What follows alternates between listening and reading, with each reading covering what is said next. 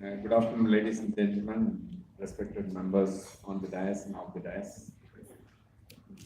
So my learning of this journey is, I think one of the important things is you should, is what I would say.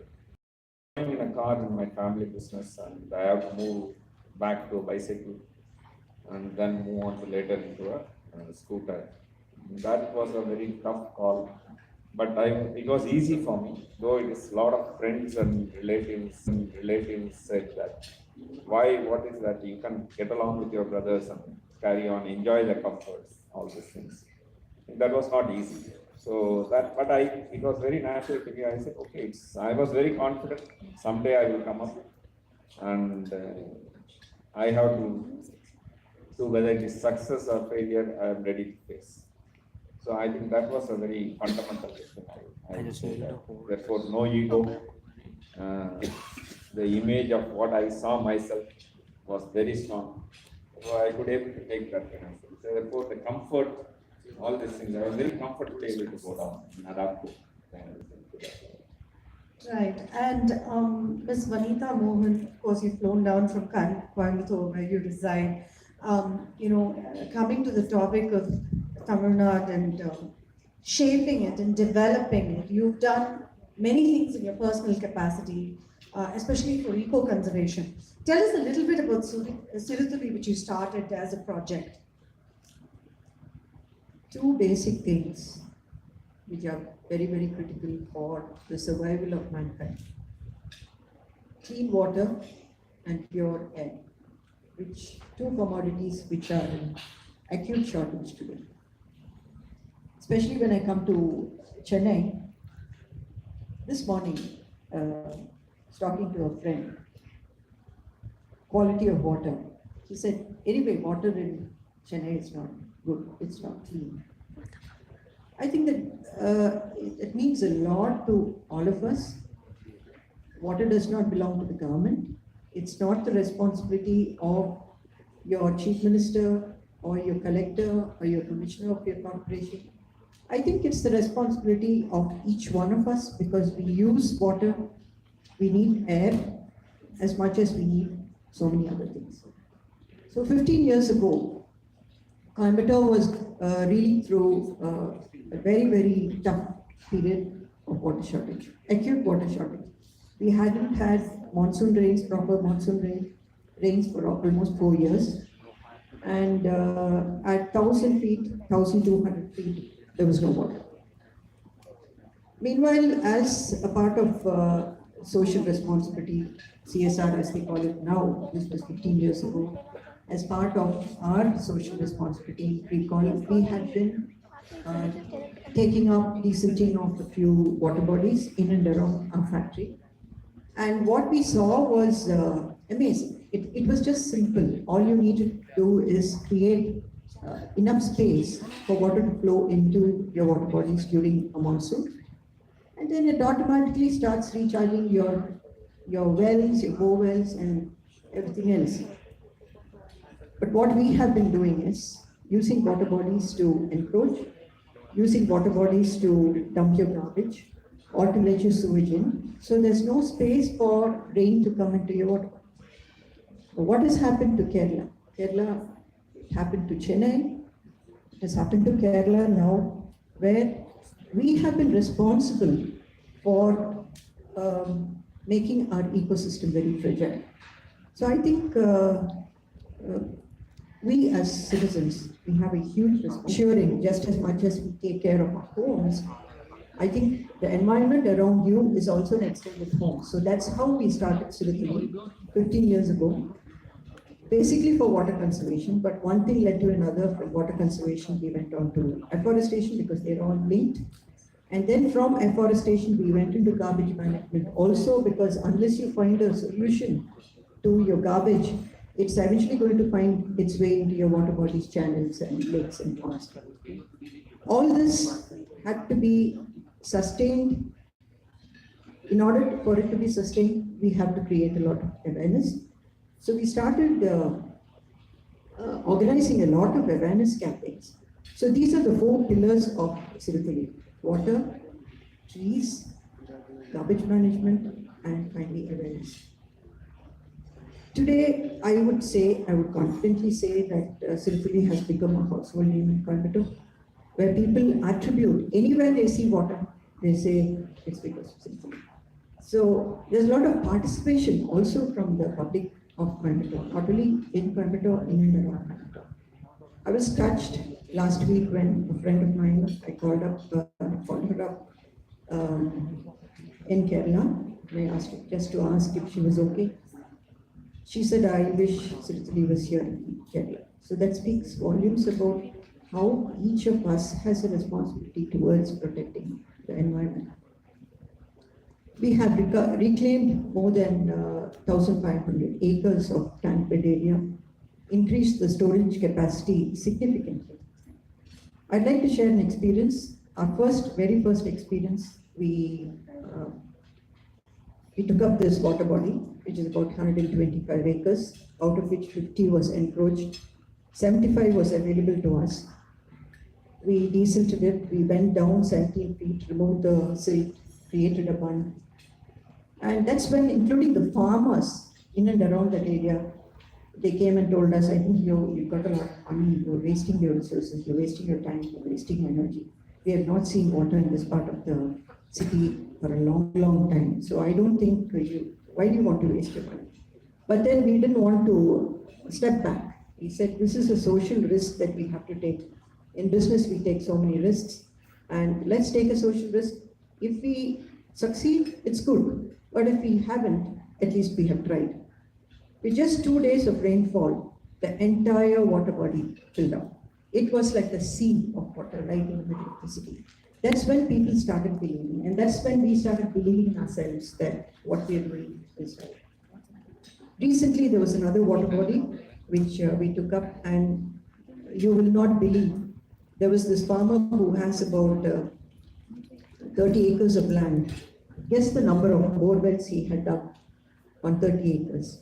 97 bore wells. Now, 97 bore wells, even if you say 1 lakh per bore well, it's a lot of money that he has invested. So there was this water body that was created, and today it has a lot of water thanks to the good rains that we got during the southwest monsoon. So one of the farmers came up to us and said, now you have prevented about 250 farmers from giving up agriculture.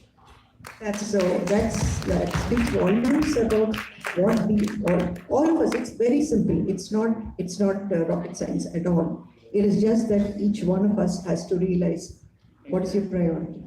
Priority is to leave behind a clean environment for our children. I always think when I look at especially my grandchildren, you create so much of wealth for them, thinking they're going to be happy. But if they're going to come back to you and say, Ma, you have given me everything. You have given me a big bank balance. You've given me so many assets, but I need a glass of water. I need air. I can't breathe. Give me some fresh air. Can we have a clear conscience if you're not able to provide them? So, end of the day, it's a very satisfying journey, but what we have done is just the scratch the surface. We have a long way to go, but I'm sure our journey is going to continue. I think it's the start of a beautiful journey, like you said. Mr. Tandapani, of course, I want to talk about the Soho University that you have, where you educate children and you, in fact, even employ them. Tell us a little bit about how this is, helping the economy in Tamil Nadu as well as providing employment to youngsters today. Thanks for this opportunity. The first thing that we need to break is this thing they keep talking about, most employers keep talking about, of a dearth of talent. Where is the talent? Where do I find them? And things like that. So my CEO, Sridhar Venbu, has these 2 sentences to throw at them. The first thing he says is, there is a lot of talent. There is enough talent and more than that. That is the good news. And the bad news, though, is conventional methods of spotting them are not going to work. You can't be inside the system and try to locate those who have unsubscribed from the system or have not had an opportunity to actually afford the system. So what we did at Zoho University is try to find a way to step out of the system, find unconventional ways of reaching out to them. So we were not a brand name company 13, 14 years ago, and most colleges didn't even invite us for their recruitment in campus. And we had to go out into the boondocks and search for good talent. And most of the colleges had faculty who were actually passed out from that same college a couple of years ago, and hence the quality of actual knowledge being imparted was pretty low. Also, much of it was focused on getting marks, getting grades, getting a degree. It became a degree factory, so to speak. And when it comes to software, when it comes to the knowledge economy, the IT game, marks won't do. Just being able to find the right answer given a 3-hour time period and a setting in front of an interviewer across a table, solving a quick problem will not do. What you need to do is find a way to see if this person has the right attitude, see if this person has the will to run the long game, the marathon. So what we did, we went to these schools, these 12 standard schools, these diploma ITIs. We conducted an entrance test. We took students right out of class 12, so age group of 18 to 20. And most of these kids who came to us were already wondering what to do because of the exorbitant costs of higher education, which college to go to, how do I finance my way through this. So we approached those people. We gave them a test, and we set up a small classroom right inside our own company. At a time when we could have just dedicated it as another software product team, we set up a small office and pulled together 2-3 faculties. And these faculties, most important to note here, is they weren't recruited from colleges. We actually looked around for people inside the company who were software practitioners, who were good at doing software. Because most of the faculty out there, that's the sorry state of affairs today, they are great at teaching computers probably, but they're not good at creating software. And we need people to be taught how to create software. So that's what we looked for, and we got some 6 students, 2 faculties, put them together for 18 months, gave them 3 subjects, English, mathematics, and computer programming only, and gave them contextual education. By context, I mean every day they rubbed shoulders with the 6,000, 7,000 employees in our company. Whatever our CEO posted as a vision for the next year or problems and challenges faced by the company were read by those people. Learning was happening in the corridors more than the classrooms. It was a flipped classroom concept. There were no exams, no grades, no marks being given. So when we set this up as an experiment, we saw magic happen. Children who had never touched a computer before were actually programming in 6 months' time. A lot of interesting things happen when you lift the artificial structure, this industrial revolution imposed structure of summer vacation followed by a semester test and an assignment, and then you forget whatever you learned and then you start on something again next year. If you remove that artificial structure, a lot of magic happens. So we have 7,000 employees today, and 640 of them are graduates of Zoho University. They haven't seen the inside of a college. So that is, most of them already earn more than their parents put together. So that is, I think, a great way to impact the economy of the state. And moving forward, we really started understanding that you don't need to be in Silicon Valley to build a great product. You don't need to be in Bangalore or Mumbai. You don't need to be in Chennai. We have set up an office in Renigutta and in Tenkasi, and great products are coming out of there. We are selling bits after all, not atoms. We are not manufacturing something. We are creating IP and great products. They can happen from anywhere. So that's worked out for us. That's brilliant, especially giving, those who possibly cannot get a good education, to give them a good education and employment, I think is so A important. footnote though is, it's not just restricted to those who can't afford a good education. My own son is a graduate out of Zoho University. Oh, that's great. Yeah, so right out of class 12, he went into the university, he trained there, and now he is an employee, he's a colleague. Okay. Yeah. That's great. Mr. Raghunathan, talking about cabin care, you have thousands of employees today. through the businesses, you've allowed women to empower themselves. You have chain of salons and so many other businesses that you have where women can become financially independent. Was that always at the back of when you started this business, or how did that whole perspective evolve along the way? My personal belief is women has a lot of magic to offer to the society. And very important thing is that, particularly at workplace, they bring in quite a lot of stability, commitment, much higher than men, my personal experience. And that is a very, if you look at our R&D, 80% of them. Okay. So we are very happy to kind of think, wherever kind of thing is people work and they can do that, we give priority to them. Okay. In our offices. So coming to our salons, we feel that it's a great opportunity that these kind of works can easily be run, because if you don't need to go in a hard sun time and again, and these are very easily people can do. Entrepreneurship is common between men and women. Right. So it's not a big deal at all. So that is when we thought we should kind of this thing of people who are willing to take up, we take extra care and kind of this thing, hand holding them, so they are confident, independently able to manage and run and earn is a very important. And we feel that a lot of people are very successfully doing it. All they require is initial hand holding. They are far, far better than men in terms of committed work. But given the state of Tamil Nadu and where it is today, and where we stand in terms of development, we're one of the states with some of the best infrastructure and so on and so forth. As a company which has grown to such proportion, did you ever foresee that you would be such a strong player in this market? Yeah, initially when I started off, it was only struggle for survival. So first to survive. As we started surviving, I think you keep improving your vision, kind of the thing. It's not that day one we said that we are going to be big, but as we started building the momentum, I said, okay, we can make a big difference, is what we felt, and therefore we started playing that role. So then it's a long-term vision that what makes a big difference.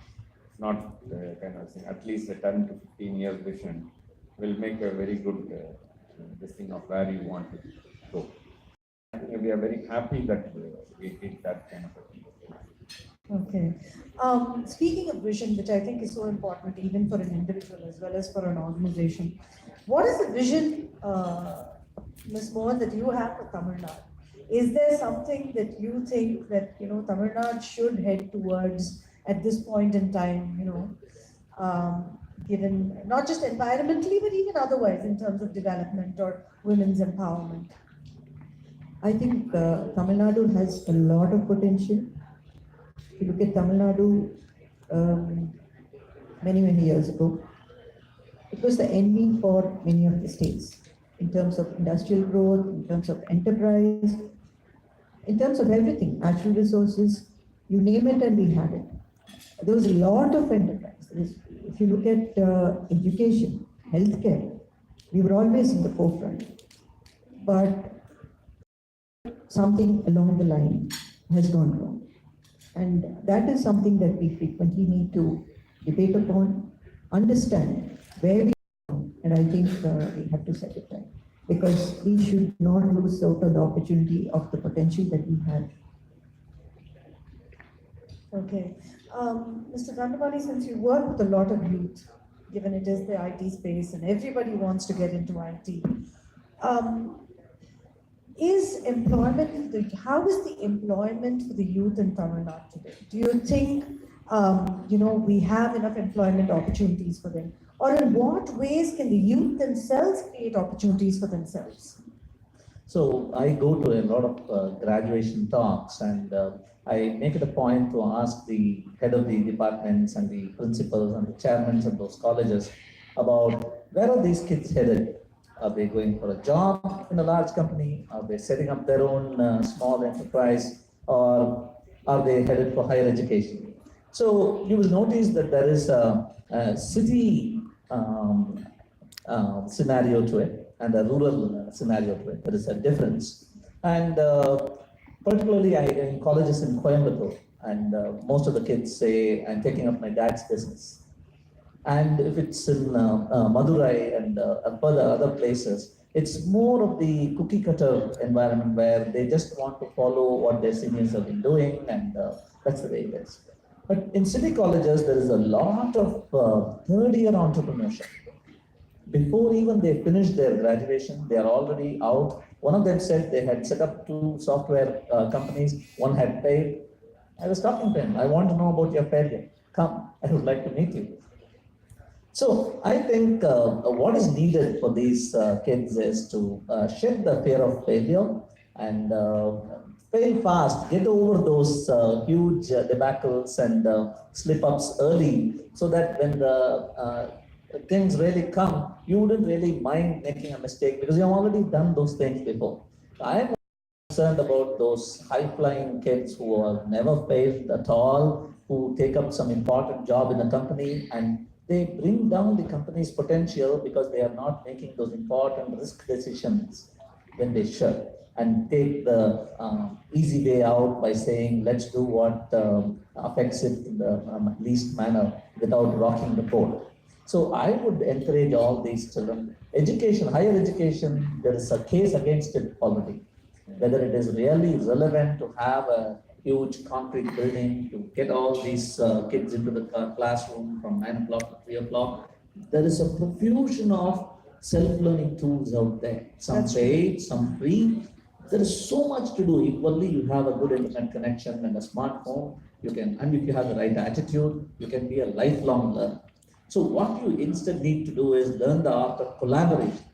Get some 2-3 kids together and solve a local problem. It need not always be about global warming and a vaccine for AIDS. There are people doing that. Look for local problems. If it is a Kerala problem, how do we prevent landslides?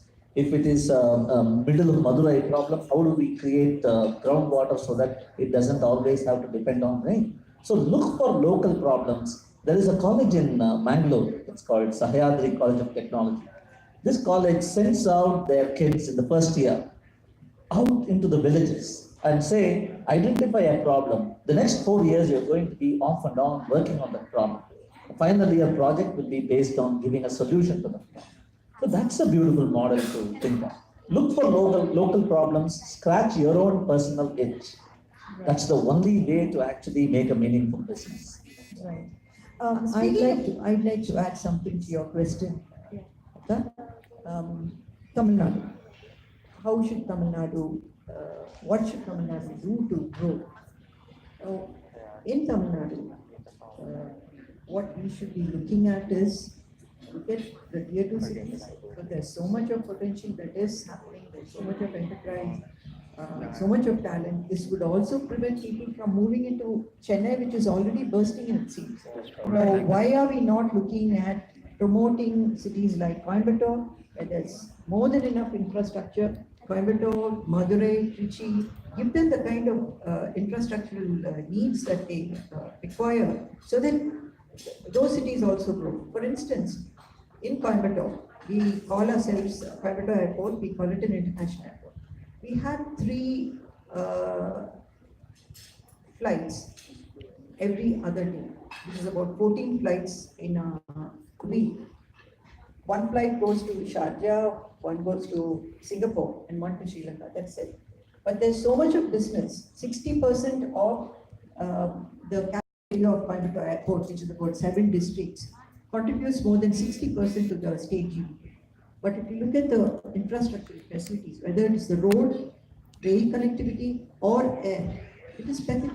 So we have formed an association called the Congo Global Forum, comprising of all these 7 districts, where we have been lobbying for the past 1 year with the central government, and the lobbying has already started paying dividends. So this is something which the state government should help to, promote these 3 tier 2 cities. Right, and I completely agree with you on that. Speaking about education, Mr. Ranganathan, it was interesting that you decided to study the Tamil medium for some reason because you felt more comfortable. Do you think that, we focus so much on English as a language and how if all the kids should know English because only then you can really get properly educated and make a good career. Does that even hold true? English is a medium of communication. So that is widely prevalent across the globe. That is the only reason if you look at it. The other thing I would say that the kind of materials available, translated materials and all, I think English is rich in terms of the content. That is also, I think, one who wants to tutor growth. I don't think Tamil is less, but it is not that level in terms of technical books, or it is on some of the advanced management books. It's not translated available in Tamil. So I feel that from that angle, if somebody wants to educate themselves to go to the next level, wanting to go beyond Tamil Nadu, I think it's definitely English is must. But for you, it was a lot of willpower, wasn't it? I think it's a language you can definitely learn. It's nothing wrong. Tomorrow you wanted to learn Spanish, you can learn. So all it requires is you have to put your mind behind that. That's very, very fundamentally important. Unfortunately, in our society, we confuse English speaking is equal to highly intelligent kind of person. That's So that's the confusion. I think people understand it's after all a language. Is nothing but it doesn't connote intelligence. I think that will do so much good to the society. So one point I'd like to add tangentially here is the pace of technological change is exponential, beyond exponential now. And its intrusion into our personal lives is also too much more now. Because in the past couple of years, the amount of bad news we hear about Facebook, on Facebook, is a little too much. So you can't get away from English, particularly in its written and reading understanding. You might want to probably really be serious about communicating verbally, orally, but reading English content, understanding it, and writing in English is going to be an important expectation, because the way technology has intruded itself into our day-to-day lives is too much. And because of the speed with which things are changing, even if you have translated some content painstakingly into one language, into a local language, the relevance of that content is changing all the time. Or no, I don't think translators are keeping pace with the changes that are happening there. 6 months ago, two programming languages didn't exist. In the past 6 months, these two have come into prominence, and how are we going to be able to keep pace with all that? So, unfortunately, I think English is going to play a very important role in our lives. I would like to add. So English, Tamil, if you look at maximum around the world, maybe 10 crore people will be talking. Whereas English is 500 crore plus people. So then you have to decide how many people you want to communicate or interact with, kind of thing, whether you want to be a very small level or you want to go. So look at it as two vehicles. One is a vehicle of knowledge, the other is a vehicle of culture. But your local language, your native language is a vehicle of culture. That is where you live. But there are also so many students who are studying in Tamil medium schools, and they should have the same opportunities, isn't it? In terms of learning or the careers. But do you think it's in some way limited? Would you say, or is it still the opportunities are there for them as well? It's just up to them. I think the opportunities are created by self-move. The environment is generally, it's all hanging. Even if people who study very good English, they continue to don't use them. So that is all. I think it is more internally driven than what is the kind of what I would say. But from the business that you've grown, what are some of the key, if you were to pick 3 things that are very important to run a successful business as a man or as a woman, what would be the 3 key things you would say to youngsters who want to turn entrepreneurs? So I would say that the fundamental thing is you must have a very high EQ. EQ. Emotional quotient is very, very important. Okay, why would you say that, if I can interrupt? EQ, if you look at going by Harvard Business Review's definition, there are enough articles written on that, there are books are there. There are 2 parts to EQ. One is managing self and managing others. So in managing self, if you look at, that's a very important piece. Somebody manages themselves very well, but poor at managing others, you will fail. So in managing self, it is self-awareness, and the other one is self-regulation. So anything starts, I am aware I am weak in this or I am strong in this is a very fundamental thing. I can do this, I can't do this, like that. The other thing is self-regulation. How much efforts and determination I put behind to regulate myself to achieve what I wanted, or the proficiency of English or anything you wanted, you can do that. So that determination and zeal is very important. If you master managing your emotions, because there are so many things will come in your way. The other thing is managing others as three things. Is one is motivation, empathy, and social skills. If you know that, I think you can go places in my viewpoint. So emotional quotient is one. The second thing is ability to take risks is a very important thing. So if you are able to take risk, kind of this thing is very, very important. Third one is, I think, how well you kind of this thing in terms of innovative this thing, you are able to pick up ideas from anywhere. So whether you have it or able to pick up from anywhere is a very important thing. I think if you have it, the right combination, you will be able to go places. Okay. Ms. Mohan, would you like to add anything to what he said as from a woman's perspective? I think basically children have to be told, taught to dream. That is becoming very, very limited. You have to think different. You have to think something which is off the beaten track. Because if you're just going to be on the beaten track, there are thousands and millions of people who are on the beaten track. When you look at something different, I'm sure you can create a lot of new things. And they also have to be, today children, what is happening is they're not able to take failures. Okay, they want to succeed. Whatever they do, they need to succeed. I think youngsters have to learn to take failures. Because once they learn to take failures, they will definitely succeed eventually. Okay, thank you so much. I got three. Oh, okay, please go ahead. I'll keep it short. The first one is you need to be a lifelong learner. Okay. Gone are the days when you could learn, and then use, and then retire.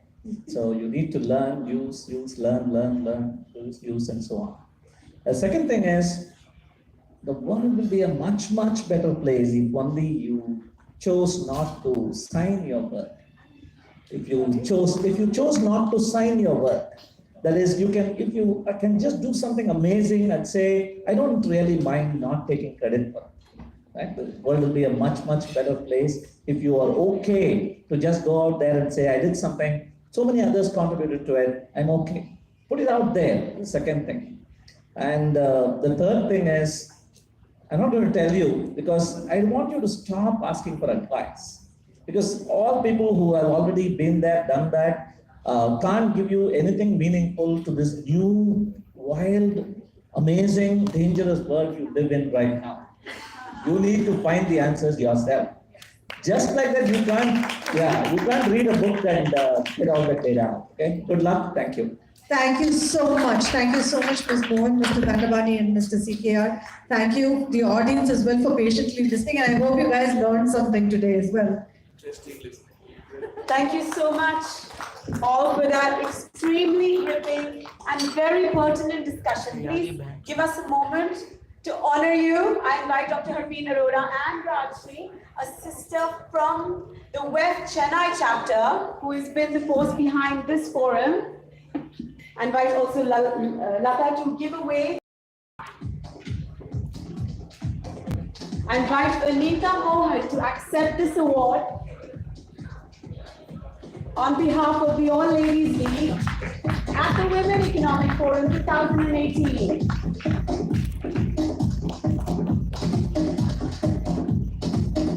Calling upon Mr. Ranganathan to accept his award as a business leader of the decade. Ladies and gentlemen, please give this amazing panel a warm round of applause, inviting Rajendra Dandapani for his wisdom, his dynamism, awarding him an exceptional leader of excellence.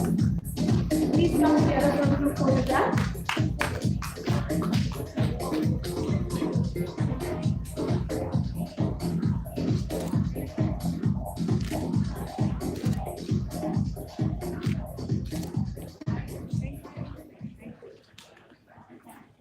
Thank you so much. Thank you, Lata, for steering that beautiful conversation. We learned more than we could have asked for. Thank you. So.